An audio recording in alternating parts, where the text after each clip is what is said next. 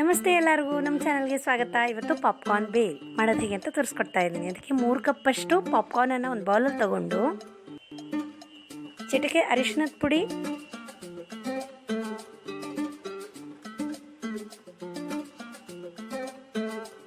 ಒಂದು tea spoon chilli powder ಅಚ್ಕಾರದ ಪುಡಿ, 1 ಟೀ ಸ್ಪೂನ್ ಗರಂ ಮಸಾಲ,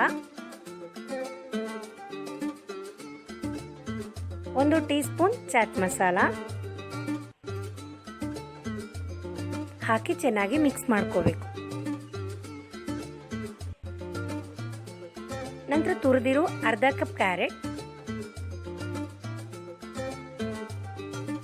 ಅರ್ಧ ಕಪ್ ಸಣ್ಣದಾಗಿ ಹೆಚ್ಚಿರೋ ಟೊಮ್ಯಾಟೊ, ಅರ್ಧ ಕಪ್ ಸಣ್ಣದಾಗಿ ಹೆಚ್ಚಿರೋ ಈರುಳ್ಳಿ,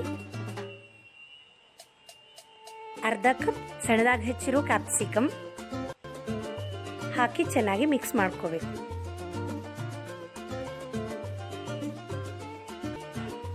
ನಂತರ ಉಪ್ಪು ಬೇಕಾದಲ್ಲಿ ಚಿಟಿಕೆಯಷ್ಟು ನೋಡ್ಕೊಂಡು ಹಾಕೋಬೇಕು. ಚಾಟ್ ಮಸಾಲದಲ್ಲಿ ಆಲ್ರೆಡಿ ಉಪ್ಪಿರೋದ್ರಿಂದ.